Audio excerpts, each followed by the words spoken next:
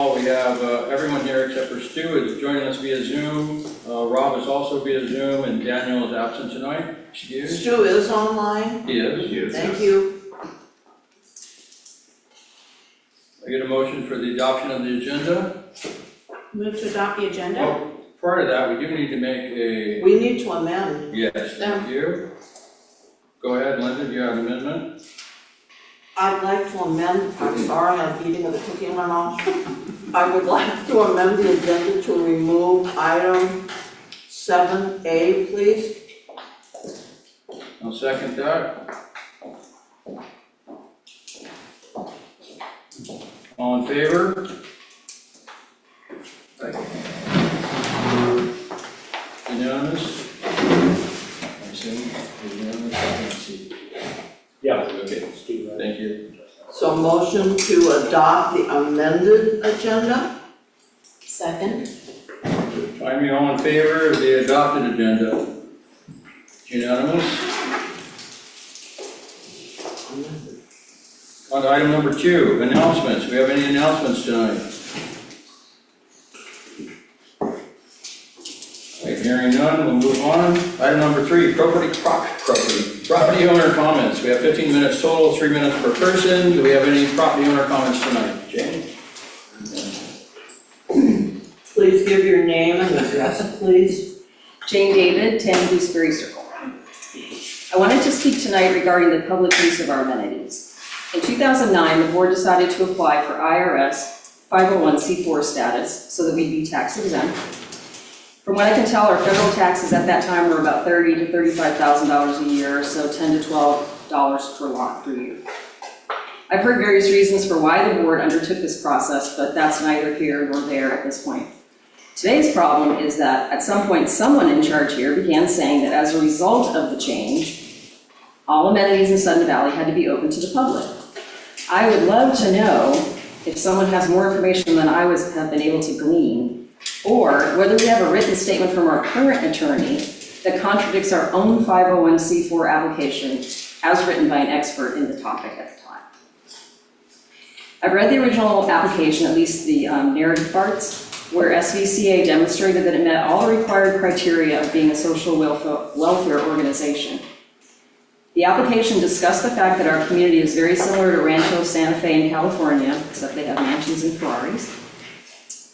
They are a discrete community with private roads, trails, parks, clubhouse, etc.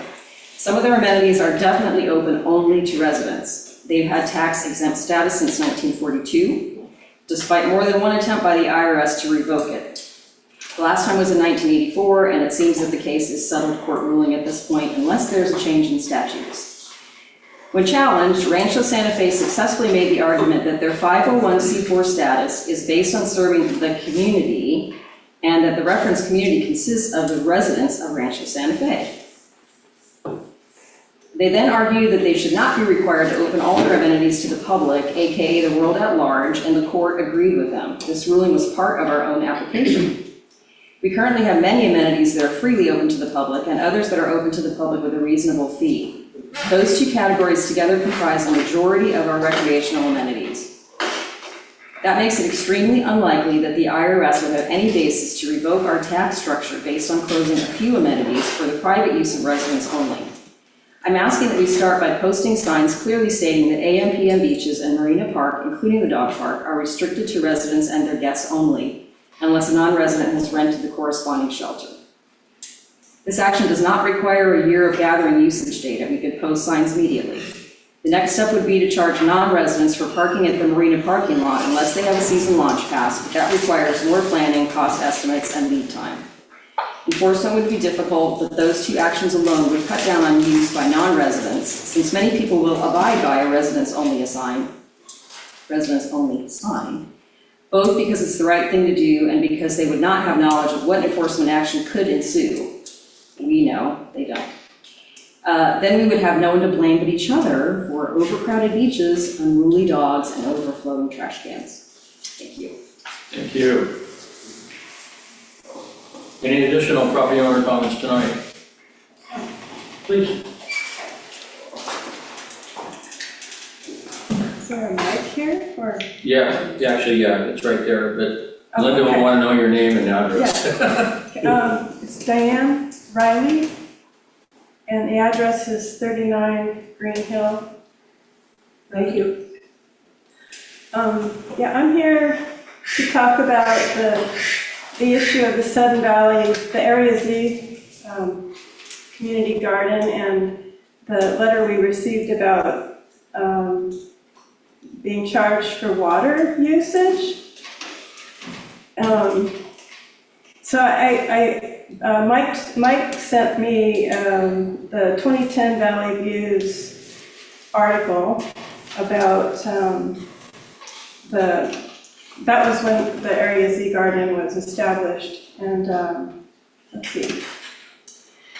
It said, later in the summer, a water source was made available, I assume by the Valley, which the group pays for as a whole, so that there is no cost to the Sudden Valley Association.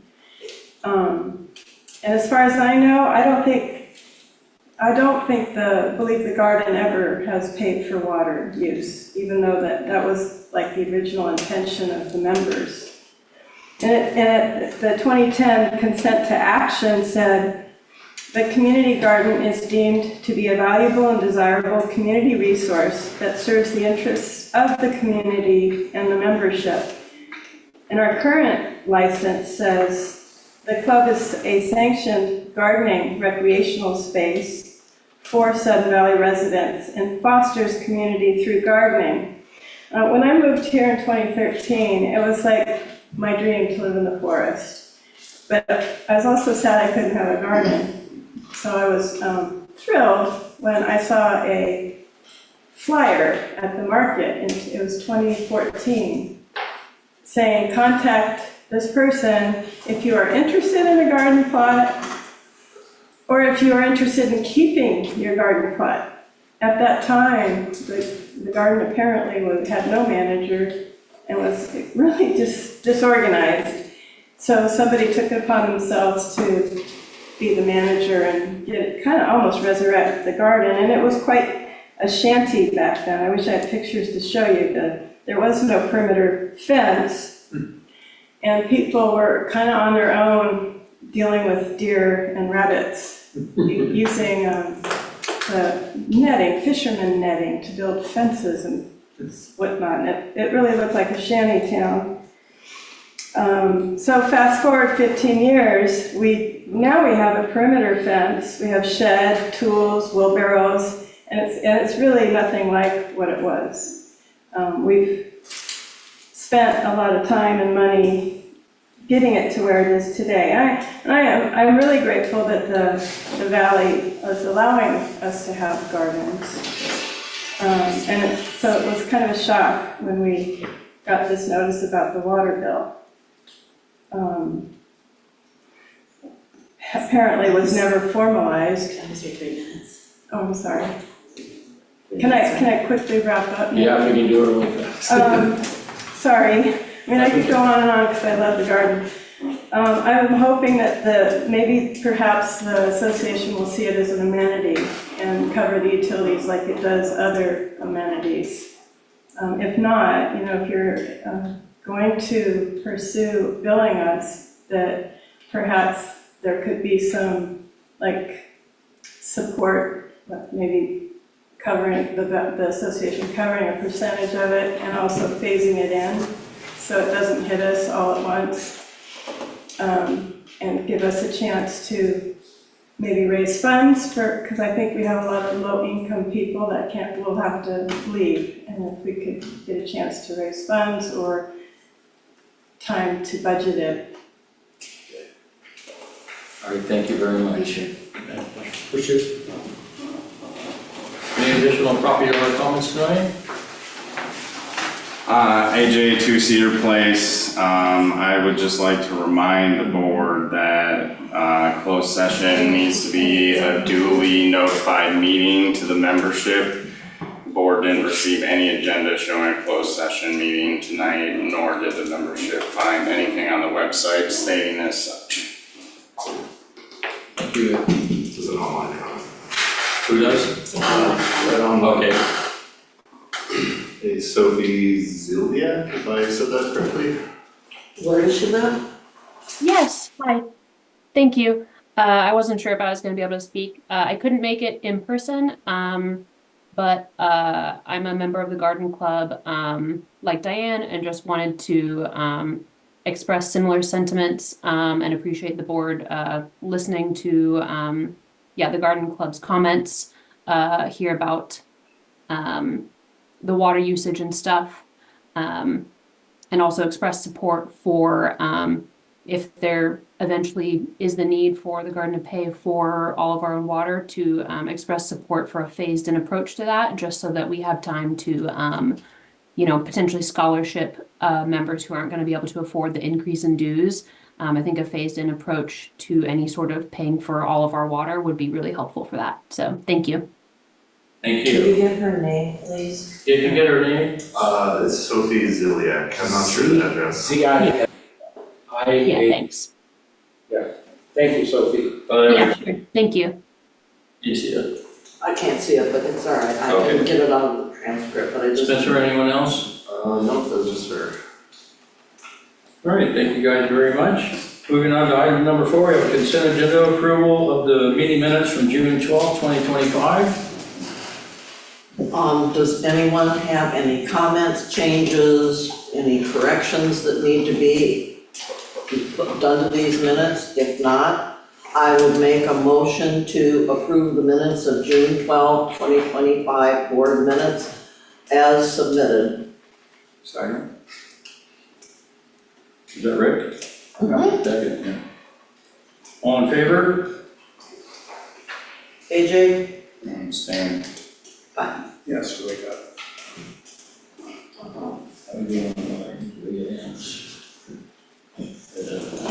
Yes. Ray's not there. Stu's computer Stu's died. not in there. Oh, Stu's computer died? Yeah. Okay. All right, that's majority. Okay. With AJ abstained? Yep. All right, reports. On to item number 5, reports. We'll start out with the GM report. Michael? Thank you, Mr. President. So June 11th was the classic Pacific Northwest storm. Mild mornings, warm afternoons, and occasional spring drizzle, giving way to dry and sunny stretches. Through mid-June, rainfalls totaled 22.4 inches, quite a bit drier than this period last year, 30.84. I know that the burn down signs have gone up, and the very successful Go Bag event, and then prior to that, the fire and wildfire awareness, so emergency preparedness, 2 real important events. It's kind of a lengthy report, but coming up, of course, the Valley Fair will be on Saturday, July 26th. Promises to be just a really great event. I'm really looking forward to it. Sounds like a lot of fun. I've never been to one. The board, though, and all the committees are working hard. We've got a lot of meetings going on. Short term, I know Daniel's not here tonight, but the short-term rental task force met. We had just a really good meeting in there as well, a lot of information being exchanged. And of course, the long-term planning committee, the finance committee, where Joe and myself and the managers are in the middle of the initial budgeting work. The final reserve study database is on the website, and we'll have that along with the funding plan for the upcoming open board meeting where we roll out the draft budgets. So that didn't take up everybody's time on this. There are some interesting areas in there. If you have any questions, please let me know, but this will also be in the news and it is on the website. See, there's gonna be a 5K, is that a 5K run? The Recreation Department? Yeah, I know something about that one. That's being put on by a member, a realtor, not Remax, but another realtor. And I know he's planning it with the rec department. Nice. Anybody have any questions or comments regarding the GM report? All right, thank you, Michael. Thanks, sir. Moving on to 5D, financial report from Joel. Are you ready, sir? Yeah, I'll just share this.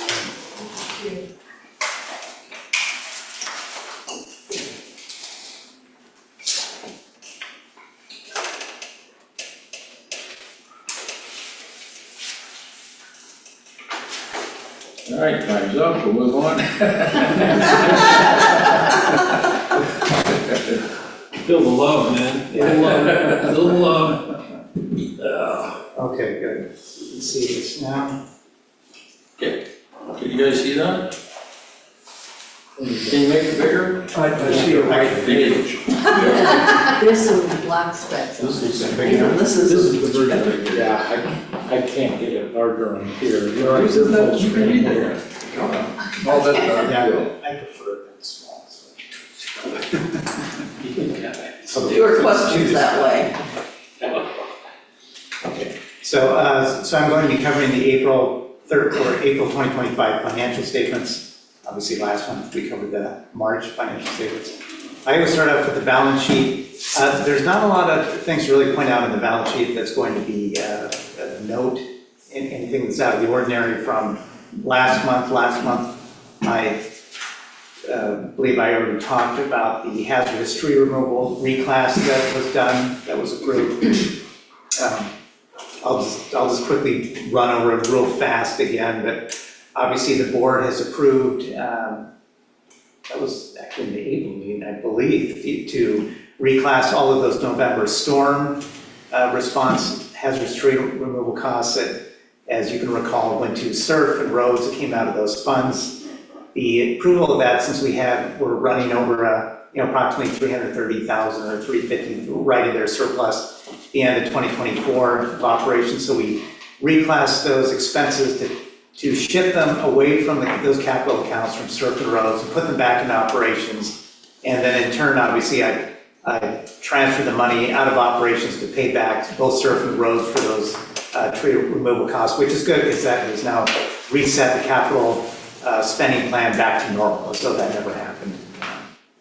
And by doing so, operating cash right here, that's where the money came out of, and then it went back to reimburse surf and roads, these two funds highlighted right here.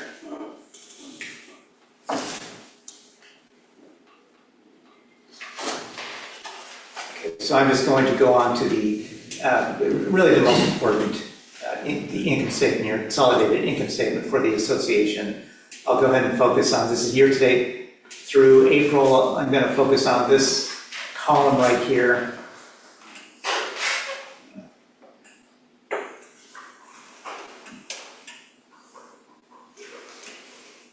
Okay, so now as you can see, the total net income at the end of April for operations, 144,723. That's now in terms of year over year from April of 2024 was 127,458. Of course, we did have a couple of differences. One difference in April is the fact that the marina payments have come in an expedited fashion this year because of these statements that have gone out with the due date. And so more marina renewals took place at the end of April of this year than at the end of April of the prior year. But in another month or so, it'll become apples to apples again in the comparison. So we had approximately 108,000 more marina revenue renewals than at the end of April 2024. But then again, we also had another close to 51,000 more in hazardous tree removal costs than at the end of April 2024. So you could kind of say that basically if you net that two difference, the net income is about $50,000 higher than what it was at the end of 2024, meaning if I made it more of an apples-to-apples comparison. So then that would kind of kick us back into the $90,000 surplus range, which would put us below the $127,000 at the end of April 2024. But that stuff will wash out here in a couple months. Now the collection rate is 96.5%. As you can see right there, we budget, as you know from the budget process, we budgeted 95% collection rate. Since we're at 96.5 now, I've calculated already the collection rate for May, and that is, which what I would expect to see, it's gone up as well to 97.1%. At the end of May of 2024 is 97.4%, so we're really right in the ballpark of where we were last year, collection rate wise.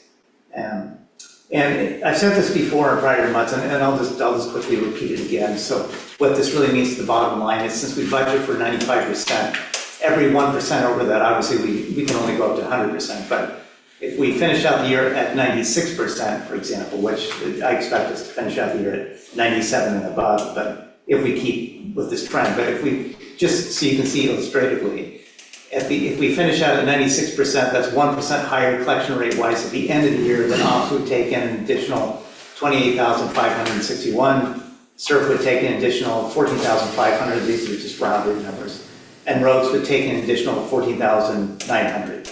Mailbox is another 266. So you can see how that has such a positive effect to the bottom line. For every 1%, we're over that 95%.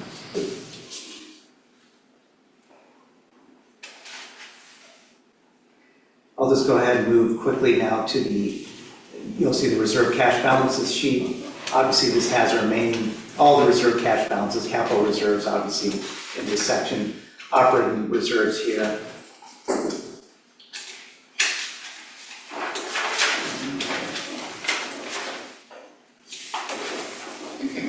And I'm just gonna quickly just go through SURF.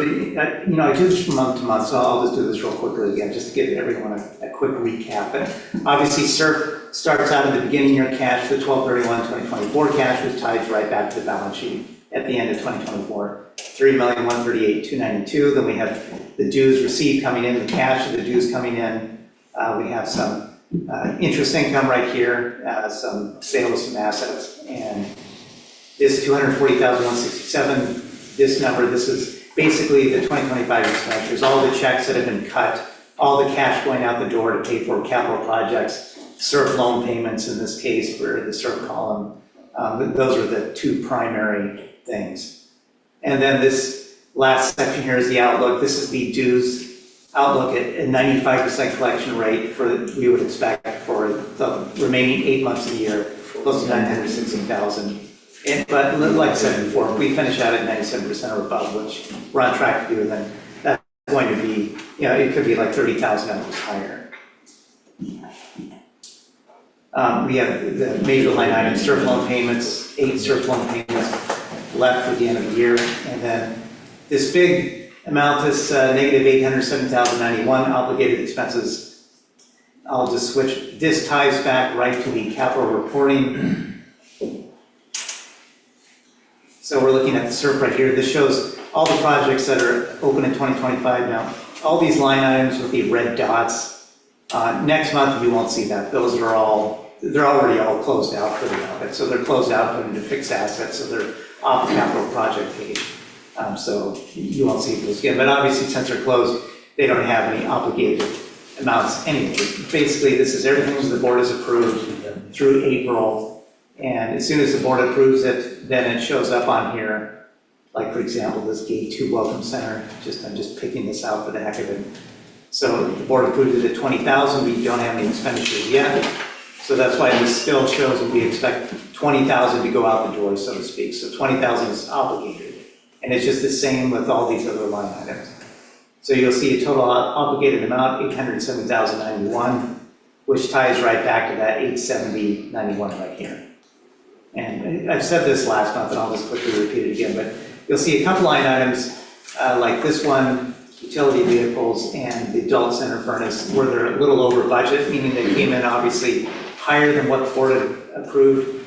When this gets closed out, then that excess will go to operations. So since the board didn't approve any more from that to be spent out of capital, then operations will, I'll just shift the expense back to operations. Operations will reimburse SURF in this case. Now the second page, the roads, it's the exact same drill. This is everything the board has approved. Like I said before, all this red dotted stuff that says closed, all of these are off now, closed into fixed assets. But it's the same thing. All the open projects, and you'll see at the end of April, adjusted balance. Adjusted means it's taking into account anything that's, in this case, it's really only this 5-year programmatic permanent renewal. 740 over budget. It's just taking that into account. So 1.444 million right here, you'll see ties right back to the obligated amount for roads. And it's UDR has not changed from the month before, because, so the board, at the first board meeting of this month, approved for an extra $100,000 to be spent out of UDR for hazardous trees. And so you're not gonna see it on this one because this is April, but when we get to the June statements, then that'll pop up, since that's when that was approved. But the bottom line is basically the net usable cash at the end of 2025 for SERP, you can see 2.6 million. And this is just a function of the cash that we started with at the beginning of the year, all the dues that'll come in, the interest income that comes in, all the projects that get approved to be spent out of SERP. And in relation to last year, April of 2024 was 1.91 million, so we're higher, obviously. Roads, it was 1.46 million, so we're real close. Obviously, mailboxes, we don't have any expenditures coming out of this, so it's 178,000, so it's obviously up. Last year's 151. Burn COPS is pretty close. Last year's 363,000 rounded, and UDR 358,000. Last year was 296,000 rounded. So, and I'll just repeat real fast for UDR. What UDR is this is, so whenever anyone pays dues that relate to a prior year, obviously we're in 2025, so if they paid their December 2024 dues that were outstanding or earlier, the operating portion of those dues will go into UDR. It will not go into regular operations for 2025. It will go into this UDR reserve account, and then the board can approve expenditures out of this account, just like they approve certain roads. I'll just go ahead and quickly now, just gonna fast forward to the last page that I'm gonna talk about real quick, and we'll be done. So this is the income statement year-to-date, January through April. There's that 144,723 in operating income. And this just shows you the same thing as what I showed you on that. You could think about it, the consolidated income statement. And this is just showing you every single department that makes up that 144,723. Obviously, the one that I point out every time is golf, since that's our biggest revenue center.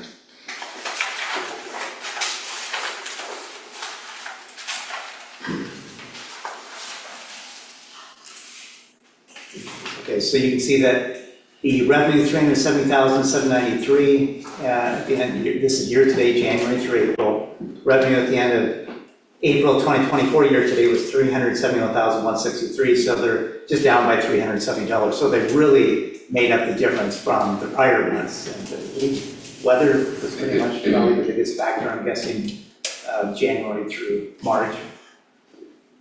The actual salary benefits amount and the all other expenses, those two combined, those come out to 408,346. The end of April 2024, the total expenses 383,681. So the expenses are up by 24,665. Obviously, we expect that with the, especially the increase in salaries and just general cost increases as well. That was budgeted for. So the bottom line is golf right now is running a net income, actually net loss 37,553. And obviously the budget, so they're running close to about 20,000 over budget. So we budgeted for them to run a loss at this time of year anyways. So now in terms of year over year, at the end of April 2024, they had a loss of 12,518. And obviously a big difference of that is pretty much at this point the expenditures that have gone up. And I have looked at golf through May, so looking ahead at the end of May of 2025, so golf has total revenues of $512,712. So they're down about $5,000 over May of 2024. Obviously, they're still, so they're better than budget by 13,700 rounded, what we budgeted for them to do at the end of May of 2024. So golf is still doing pretty well, especially when you compare it to last year. And last year was like their best year revenue-wise. And as the weather improves, we expect this to pick up as well. Marina, I'll just hit on this line, and this will be it, then we'll be done with this. So you can see actual revenue from Marina, $223,685. And last year, at the end of April of 2024, is $114,773. And like I said before at the beginning of this is just a matter of renewals that they're expedited this year. So the renewals happen quicker this year than last year in terms of, and that's just a part of the renewal structure. That was the due dates were moved up on the renewal letters. And obviously this will, in a month or so, all this will become apples to apples again as well. So that's why it appears that it's $109,000 over what it was at the end of April of 2024. So it's not that Rain is really doing that much better this year than over last year. This is just a matter of the timing of renewals coming in here. And, you know, I guess I'll go ahead. I'll just pull up this chart again, this hazardous tree chart, since I have talked about hazardous trees. Okay, so I mentioned that the board approved at the beginning, at the first board meeting of this month, an additional $100,000 to be used from UDR to cover hazardous tree expenditures. And you can see, like if you wanted to see like a trend at the hazardous tree cost, well, let's go back to the first page, graphically you can see this really well, just by looking, obviously this looks like a stock chart, you know, that hopefully you sold in 2024. Price of gold today. But you can see how much these tree expenses, really in 2024, that's when the tree expenses really started taking an upturn here. From 2014 through 2019, they remained fairly kind of flat, and then basically after 2020, they really have taken an upturn. And obviously this 2024, this peak, this is all mostly due to that November storm response. If I go to the next page here, this is a breakdown of what category these costs hit, you know, where they came from. So you can see in 2024, 113,880 of this was regular hazardous tree removal. And these two, so I created a couple new GLs so we could capture these tree expenses, especially years from now. People look back how much of the hazardous tree costs related to that November storm. Well, you can see in ops, November 2024 storm common area, 64,113. And then here's the roads amount right here. Now these amounts used to be charged to certain roads, like I said, but they've all been transferred back now to operations, and cash from operations have been transferred back into those certain roads to compensate those funds for moving those expenses back. And then you can see we had $55,000 additional approved expenditures from UDR. Now, you can see right now through 2025, 88,237 of this is still related to that November 2024 storm removal. So any of these tree removals that come in here that are deemed because of that storm that happened in November 2024 will still be expensed to this line item for tracking purposes. It looks like we have close to, well, let's say 44,000 rounded of regular hazardous tree removals. There's an additional 13,600 that's already now eating into that UDR amount that was approved in June. But these costs are basically from the GL as of today, all these that have hit the GL today. So right now through the end of June, we've already surpassed the total tree expenses for 2023, as you can see. So that's why, especially this year, and we talked about this in the Finance Committee meeting, the main, I guess you could call it star of the show during the budget process will be to address these tree removal costs. And I think that pretty much covers, like, highlights the financial statements. Thank you, Joe. Anyone have any questions? Sure. Linda? Of course. So I have a question. So what is our expense to revenue on the income statement summary? Where are we at? I know we're collecting at 96%, but what's our ratio of expenses to revenue? So at the end of April 2025, it was 91.4%. And of course, it's a good thing Leonard brought that up, because normally I do talk, I will mention this ratio, but expense to revenue ratio, April 2025, 91.4%. So basically what that means is For every dollar of revenue that we brought in, we had 91.4 cents of expenses that went out the door. Obviously, at the end of, for 2025, what do we budget for? We budget for an expense to revenue ratio of 100%. That revenue is balanced expenses. Hopefully, we'll be better than that at the end of the year, but that's what gets budgeted for. But to answer Lynn's question, April 2025 is 91.4%. Year over year, April 2024 is 91.3%. So we're pretty much in the ballpark. Of course, now, one thing that's influencing this is that expedited marina revenue that's come in that is making this revenue to expense ratio or expense revenue ratio look better, than what it could have looked if that wasn't the case. And the end of March 2025 was 86.8%.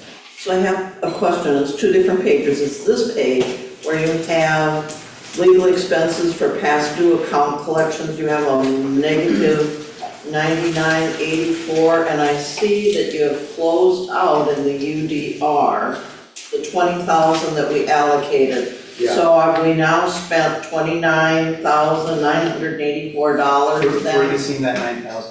What page? Then on page 10, legal expenses, past due account collections, it's got 9,984 in there. Is that we've spent that beyond the 20,000? Yeah, you're talking on the financial statement, the income statement. Yes.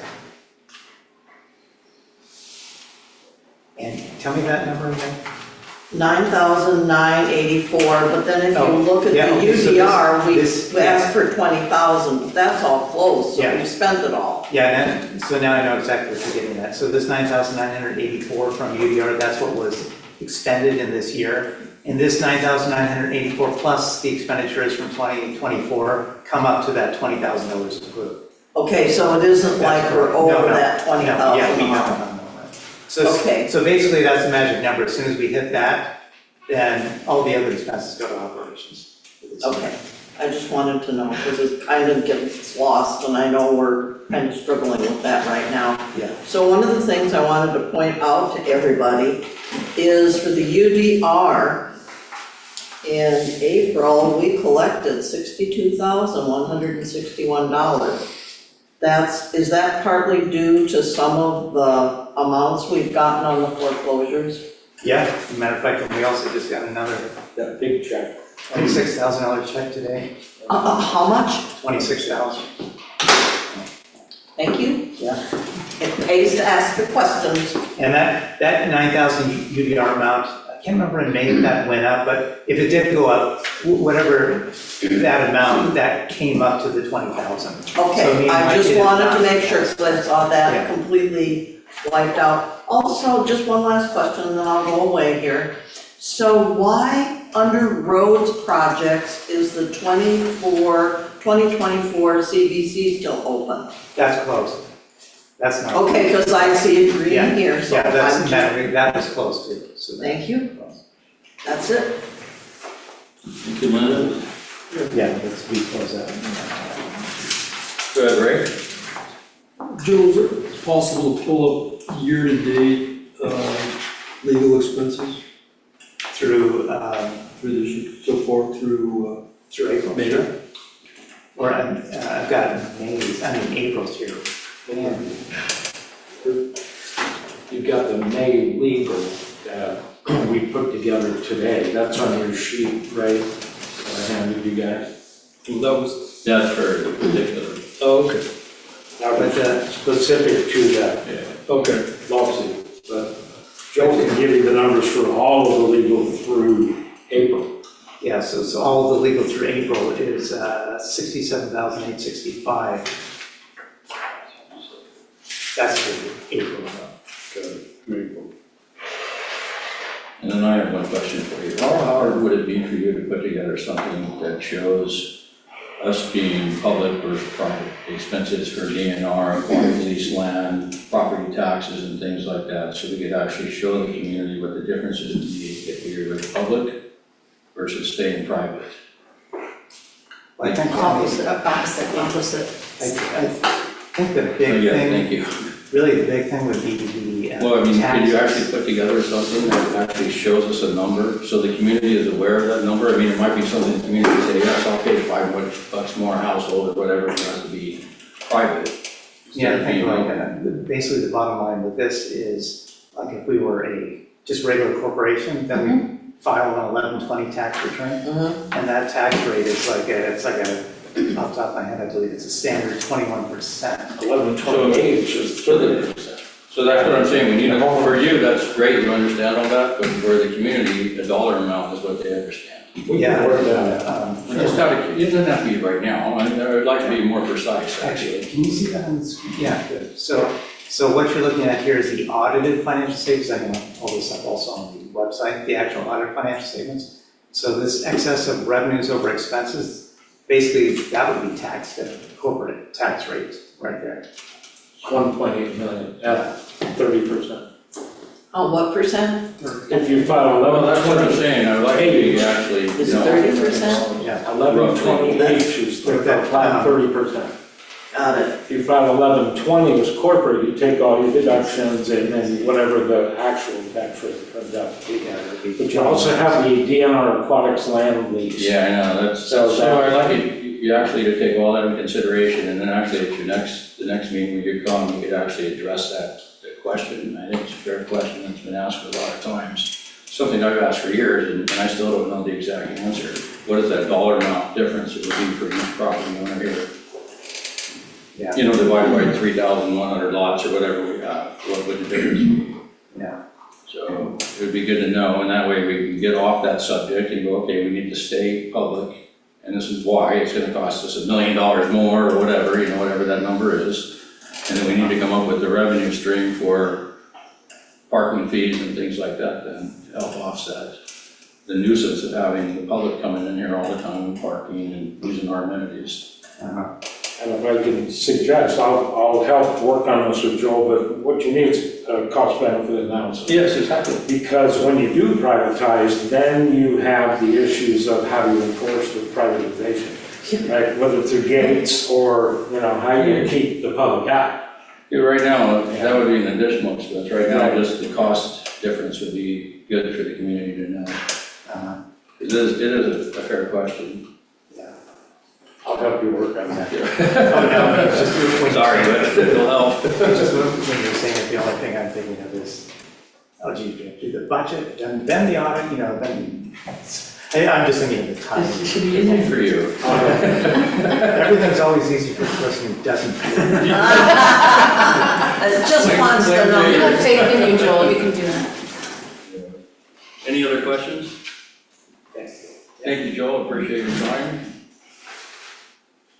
All right, moving on to item number 7B, review and approval of the 2025 contract summary, page 22. I have it actually on page 15.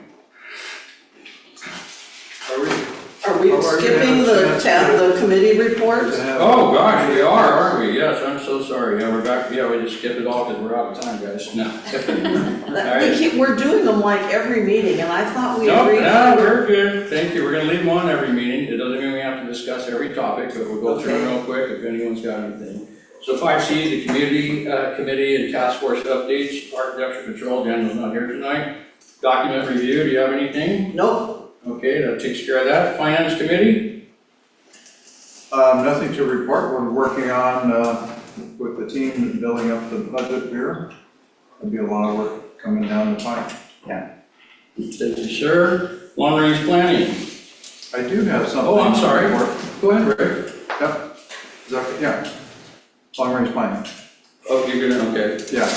Great, I talked already. Okay, good. I've got the ball this time, you know. Okay. Okay. Don't confuse me like that. So, you know, we had quite some vocal comments at our last board meeting in regards to summertime weather use down at the beaches. And so, long-range planning, we have been looking at this issue of how crowded the parking is down by the beaches. And so, we've kind of outlined a little plan we're working on and developing, and so I'll show you what we have so far. So we're calling it a of parks parking assessment plan. So we want to really identify what the nature of the problem is. Is it just all community members that are down there, or are there some guests from the outside of the community? And what's the proportional ratio? So we're going to try to figure that out, and this is how we're going to do it. So basically, the intention of the plan is to determine who is actually using the parks now, by marina, numbers. a dog park, AM and PM beaches, that sort of thing. And so we really want to have some good data to quantify how many cars are not Sudden Valley residents, basically. So the rationale behind this is to determine whether or not the number of non-owners is in fact impacting the cost of maintaining and servicing those areas, because right now, our membership is paying to maintain that, haul the garbage away, mow the lawn, The all those sorts of restrooms, things, yeah, right? down there, yeah. I mean, so we're bearing that cost. We want to see how much the outside influences are having bearing on that. So after we determine what that number is, then we'll come back with some options on maybe if it's 90% owners, maybe we don't have to feel like we have to do anything. If it's 50%, then maybe we want to consider some other plans. So how are we going to do this? Well, we're going to come up with with a little sticker. I enlarged it so it would be visible on the screen. I don't know, maybe you can't see it. So it has some little parking stickers for members. Here's another little one. So it'll fit on the inside of the windshield. Linda? Okay. Those would be issued to owner members. For those that are coming in that are guests or from outside the community, we're trying to figure out whether it's going to be staff or volunteers, but handing out some little informational sheets that will have explanation of our parking rules and regulations. Can't be parked at the edge of the car in the road, gotta be off the road, you gotta be in a parking place, that sort of thing. Or you're subject to being towed. I mean, that's our rules right now for members. It would hold true for guests. And then for the guests, they would place this, it would say guest pass on their dash. Would make it easy then to count, look at who's got stickers and who's got passes, and we can kind of tabulate that 2 or 3, 4 times a day. Primarily on the weekends, probably initially, at least not those busier times. So another big part of that will have to be communication plan with not only our members, but probably also informing the public, maybe some articles in the News, maybe even the Bellingham Herald, to notify that we're going to be assessing this parking issue. So we're hoping that, and the committee has had discussions with Michael, who has a lot of experience in administering this type of sticker program. So he feels like he is able to generate kind of a master list. So these stickers will have numbers on them. This one's at 1,000. Be assigned to a vehicle, so we can keep track of who's got the stickers and who they belong to. And I leave anything out, Ray? I think that's. Every sticker will be addressed to an owner's vehicle. Right. Okay, so it sounds like the idea is we want to keep track of who's parking down there, non-members versus members, and this is a good way to do it. How does that sound? Is it It's a start. So these little stickers, if we get enough, maybe 10% more than enough for every unit, every lot to have one to start with, it's about a quarter sticker, 26 cents. It's a great idea, that would help determine another issue, right? Is it members or non-members parking down there and taking up the spaces? Linda? We have an Sorry. we have an owners list that we've always used for the voting that has a list of everybody. It's a spreadsheet. It's very easy to work with, to be able to just put on there, here are the owners, here's their address, and then make a new little line that you want for the number of their sticker. Yeah. And it's very easy to work with and organize that sort of thing, so it's not a big deal. It's just, we've got the master list, it isn't like we have to reinvent the wheel. Good, Rick, you had some- No, Michael was gonna say, Michael. Just to add, I copied at least the exec today on the memo email I sent to Ross Zimmerman at DNR. So we want to couch the subject with them first of a $10 parking impact fee that we could potentially charge to non-owners if it won't endanger the DNR aquatics lease. So I copied you in on that memo today. I want them, when they're in the process of renewing the lease.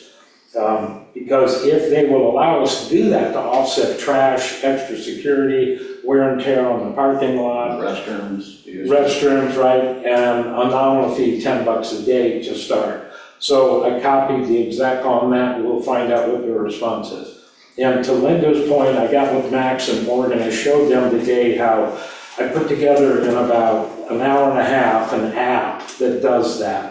I just wrote it in Python. It's owners just go in and they put in their owner information, their make, model, license plate, and then comes in to us. It says, come to the office, Marina or Rec to pick up your sticker. They pick up the sticker, we put in the sticker number, we go out and stick it on the vehicle so they don't take it out and put it on another vehicle. So we've got a process in place that we'll bring to you if the board directs. How long is it gonna take DNR to respond? I already sent the email off, I copied you on it Yeah, today, yeah. so hopefully I'll hear back from Ross. Is it like a week or a day or a Well, month? The state, I would hope within 30 days. If not, I'll go bug them again. So we're one of the small fish in DNR's, excuse the aquatic world. But they got a big leg. You don't see a reason why we couldn't charge a day use fee or It doesn't look like it. It looks like the WAC section allows us to be able to offset. And Rick and the Long Range Planning Committee brought that up. They said, look, there's other places where DNR is allowing, public use of aquatic lands, and they're certainly able to enforce parking and recover costs for, pick up trash and things like that. So we'll see. I'm keeping my fingers crossed. So the committee's really hoping we can get Ron, what is it done to, just started on collecting this data this year and have enough information by the end of the season to make plans to institute some sort of, soon. make a decision, try to get this data collection going as soon as possible so that we have a good amount of days to assess and then start making plans for next year. If we can get stickers in 2 weeks, 2 weeks we can get stickers local, same ones that make our stickers for the boats. Rob? Hi, everyone. I think it's great that Long Range Planning is addressing this issue. It's been talked about for a long time, and I think you guys are going forward with the initial step to try to remedy it. I think the stickers are great. It's a good way to collect the data. I think we may need to really communicate to all of our neighbors why it's important to put the stickers on their vehicles, so we can collect data. With the boats and trailers, we're given stickers, and they don't always get on the boats and trailers. Maybe people forget about it, or they don't want to put it on their gel coat or whatnot. But I think if we communicate that this is why we're doing it, people would be more willing. Thank you, Rob. Tom? So initially, it would be one decal per lot, Per vehicle.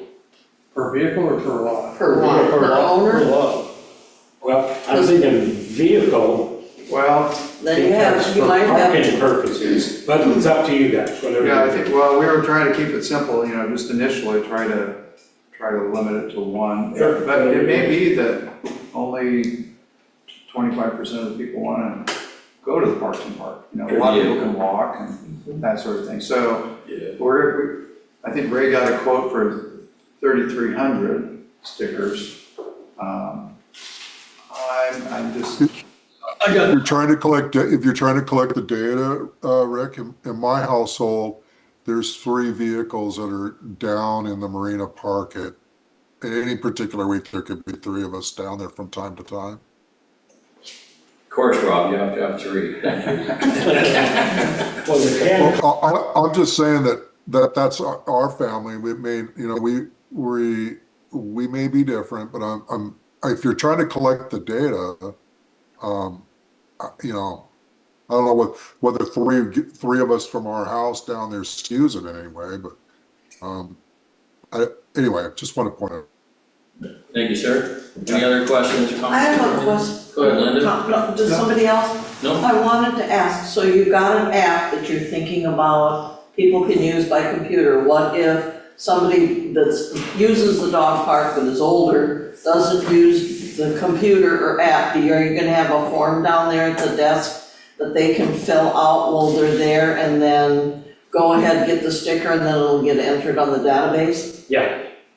Yeah, and I'll show you the app here. No, that's right. We still have to get approval from DNR and everything, so there's a lot more Okay, thank you, discussion to I have just on was this. curious. All right. I'd like to make a motion that we get this going instead of table, or need to go forward with this. What do you mean a motion? Do we need a motion For what? to put this in action? I thought it is an action. Perfect, let's do it. If you want a motion, we can do a I'm motion. good. We're good. So here's what it looks like. Perfect. It's an app. Well, don't we have to wait for DNR to respond? Yeah, we don't have. Yeah, of course. This is I'm jumping the gun here. We gotta wait for DNR. I just wanted to show you what we developed for you to get going. Yeah, it's in motion. we don't need a DNR response to collect data, do we? We're not gonna be charging. What, do you wanna spend money if they say, no, you can't collect any money? You can't charge? How much, it's not gonna be that much, and at $1,000 least We don't know. Well, it's 25 cents a sticker, 3,000 stickers. Yeah. It's $900. It's $900. Okay, 900 plus tax, then $1,000. So if you see on the screen. Well, then if it's gonna cost that much, it's something that. That's not a lot, but I'm just saying. Then you will need a motion to move it forward if we're expending money. Go ahead. I'm just gonna show you real quick and easy. Here's Yeah. owner registration, here's non-owner registration. Okay, if you wanna charge, fee determined, this is just today, we just built this today. This is the wonder of how you can program these days if you know how. So anyway, you just come in here, owner, vehicle registration. Name, property address, phone number, email, account ID, it will be assigned by SVCA staff, we'll put the C3 account number in there. License plate, state, vehicle year, make, model, decal number will be assigned after registration. Just click register vehicle, and then it says registration successful. Please come to the rec center, the marina, or the admin office to get your sticker. And comes into a database that we have in, so that's just a start, but I want to let you know that what I heard from the Long-Range Planning Committee was, let's try to get something going for this summer. Yeah, To try to mitigate the problem we're having at the marina now. Yes, well, the hope is to get the count this year, so next year we can implement it if it's warranted. So we do need to move it forward, I don't disagree with that. Let's do it. So I wanted to show, I was proud of that because Max and Morgan and I designed this in about 4 hours. You won't get a 404 error? Not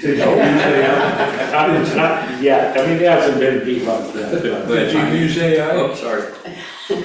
I was just gonna say, do we really need to order 3,000 stickers off the bat? Because there's a lot of people that don't come to the marina and don't come to the dog park, don't come. So there's a lot of people that have mobile vehicles, and So what if you do 1,000 at a time, and when you're starting to get low, order it costs the same 1,000? amount of money for 1,000 as it did for 3,000. Oh, is that why that was? 75 cents per thousand is 26 cents per. Oh, okay, that makes sense, then that was gonna be. How much for the 1,000? rest of my question. 75 apiece. Oh, And the number I got, that's the number that I got from Diane, she just had a tally of all the lots and all the condominium people all together. It was 3,000, Plus a couple of hundred. 3,000, and I put another 200 because somebody's gonna lose theirs. So, but one for every condominium owner and That makes also all sense. the lots. Seems fair. Thank you.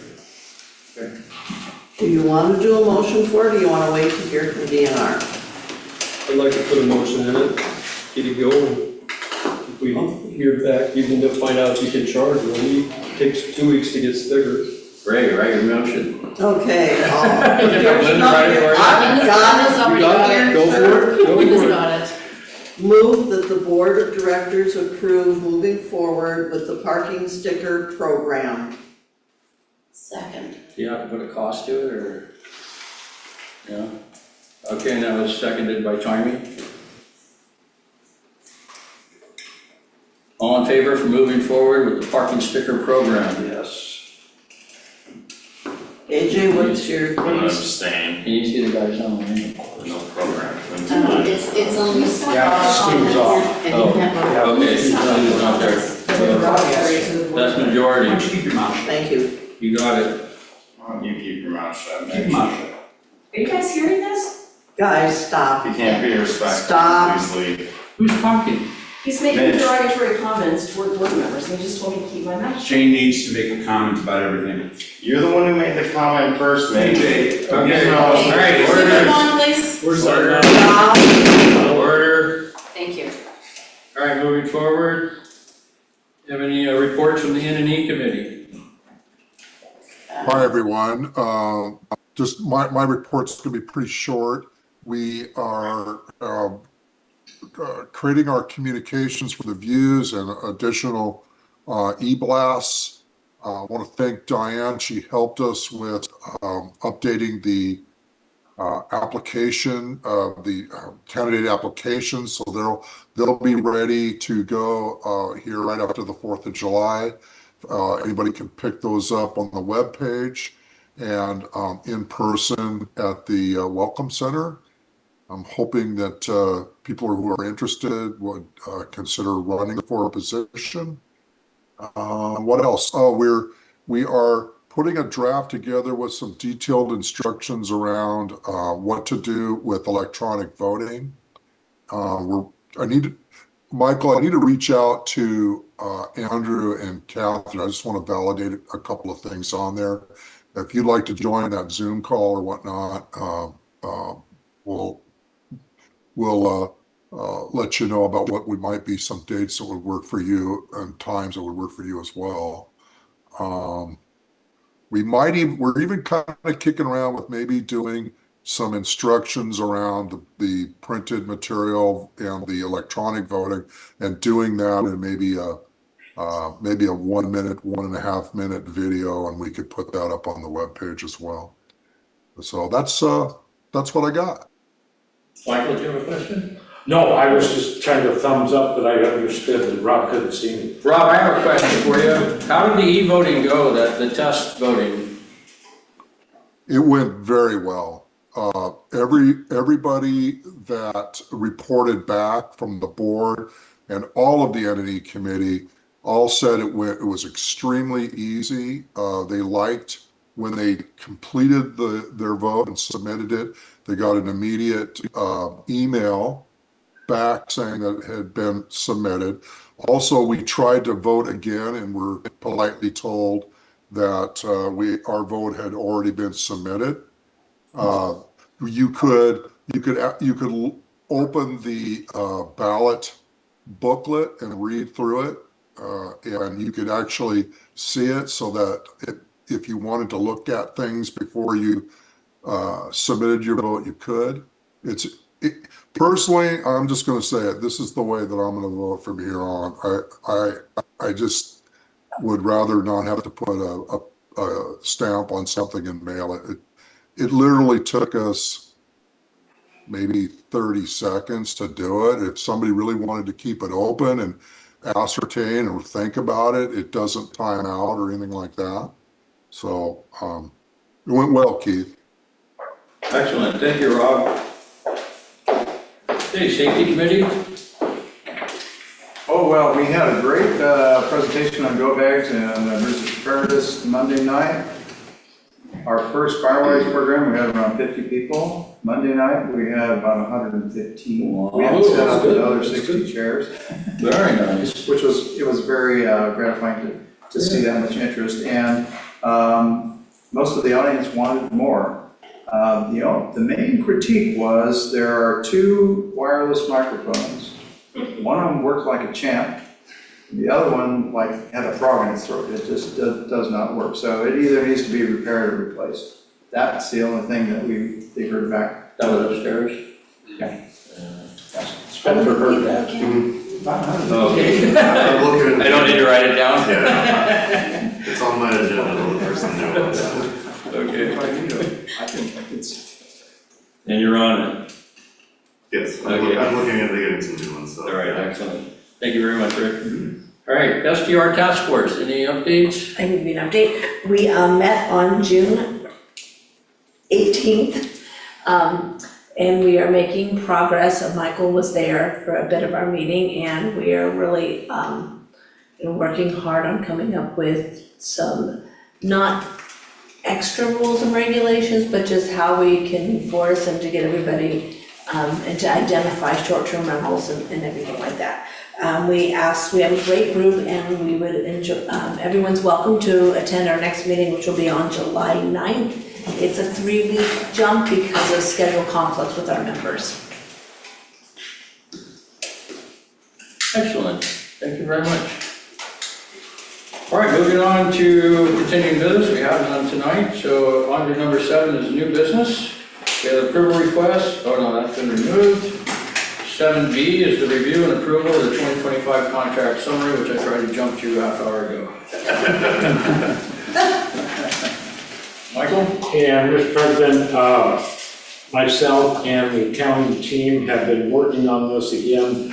We apologize, it was not done for you in November of 2024, but I think that you'll see that we've got a real good document here. Now, I probably have more detail than you want to see right now, but I think Joel and Nikki and myself and the team, we've captured, I believe, nearly all of the contracts. We are still working through these, but I believe this will be a good document for us going forward. And at the November AGM, after the new board is seated, we will have an updated one for you as well, per the bylaws. And will that have lease renewals on there as well and everything? There's some on the very last page of the leases. Okay.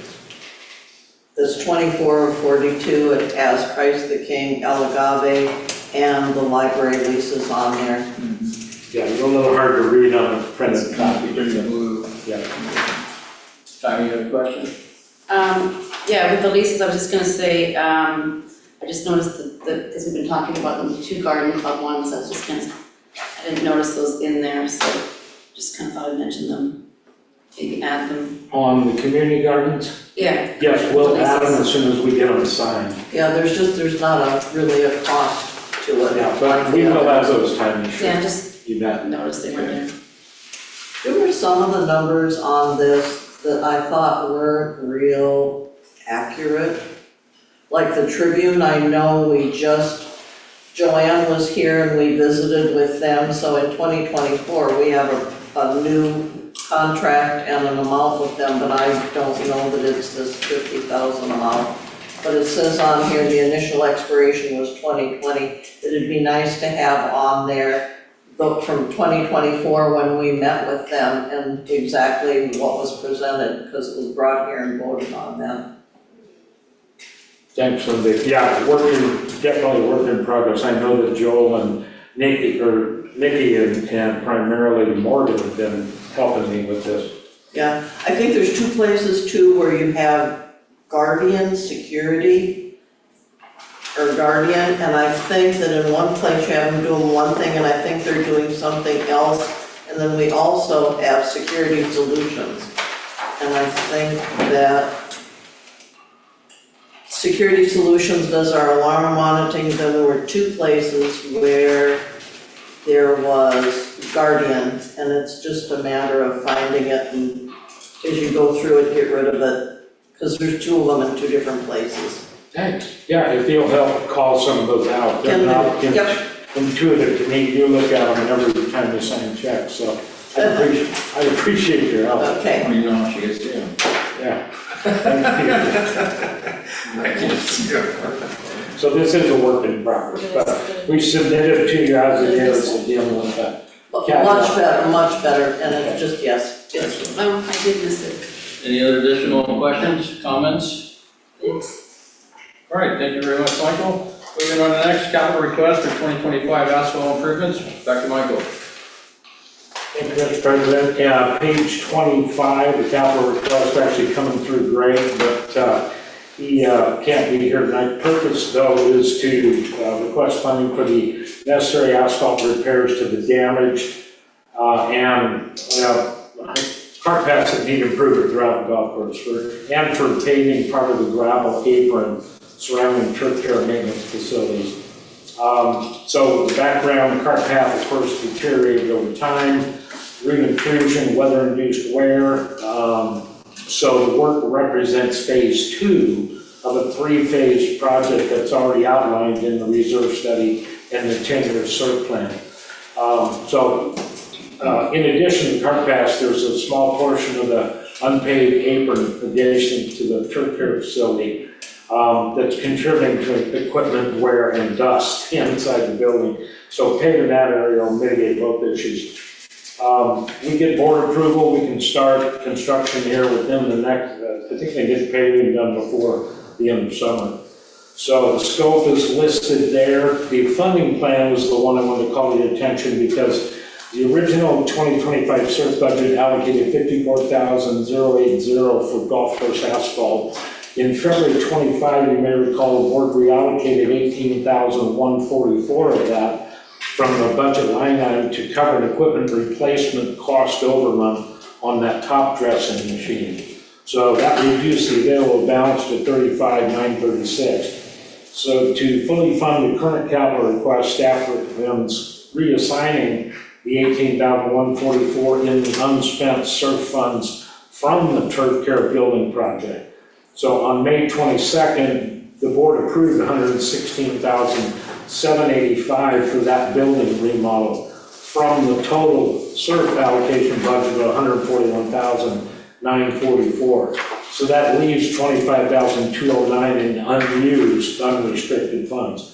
So we're asking for reallocation of a portion of that to cover the $18,144. So it's kind of convoluted, but you may recall that we borrowed some of that money, we robbed Peter to pay Paul back in February. So we need to pay Peter back here. So that is the request. The bids are listed here. There is a $1,500 contingency involved. May or may not spend it all. And then the proposals and motions are in there for board consideration. And Greg can thank me for presenting that to him for you. All right, I'll read the motion. So motion number 1 is move that the SVCA Board of Directors approve the allocation of $54,080 from the SERF to fund asphalt improvements to the golf course cart paths and turf care apron, including the reallocation of $18,144 from unspent funds in the turf care building remodel project. Second. All right, questions? No, I'd just like to state that the Finance Committee makes the recommendation to approve. Thank you, Rick. I have a question. Are we certain, because I don't have this to back that far, that the money that we have for the turf care remodel is gonna completely cover the cost? Good question. Well, the board, That's, I know we approved it, I can't. yeah, we look won't back, know till I- that project is over, but that had a contingency in it too. Oh, I know, but I'm just saying, I'm reluctant to say, yeah, let's move this money if we don't know for sure that this is covered. That's my concern. I think it's fair because I think the motion originally then was they were gonna bring back any bids or any overruns to us. I know, but I'm saying, right now, there's still $25,000 in there that we could use. If we give away part of that, then there's only $7,000 left in there to use. Well, what if it's greater than that? That's my concern. If it were already done and I could say, yes, no problem, it's finished, but the work hasn't even begun yet.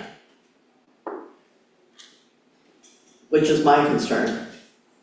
Sure, concern. Any other questions? Comments?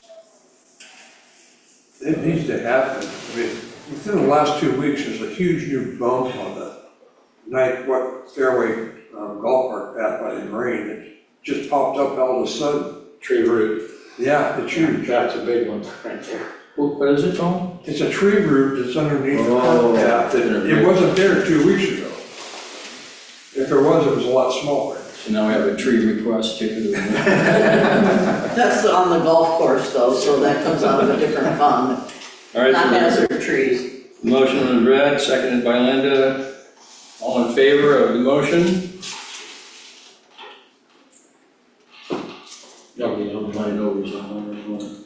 Linda? I'm opposed. Okay, one opposed, passes by majority. AJ, did you? He's for it. He did? Yes. Okay. Okay, motion number 2, as part of that, is move that the SVCA Board of Directors authorize the General Manager to execute a contract with Asphalt N&W utilizing SVCA standard construction contract.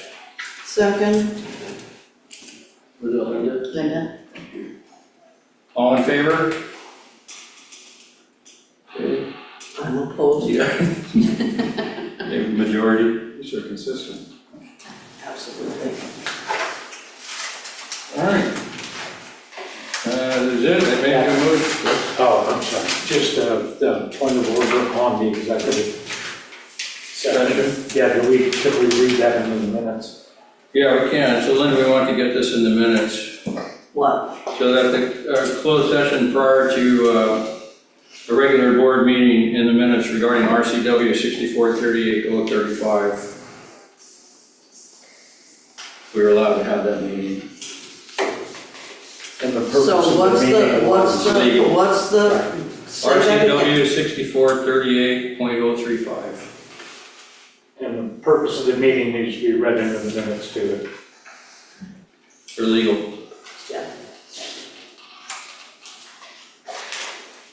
Got it. Thank you, Mr. President. Thank you. Motion to adjourn the meeting.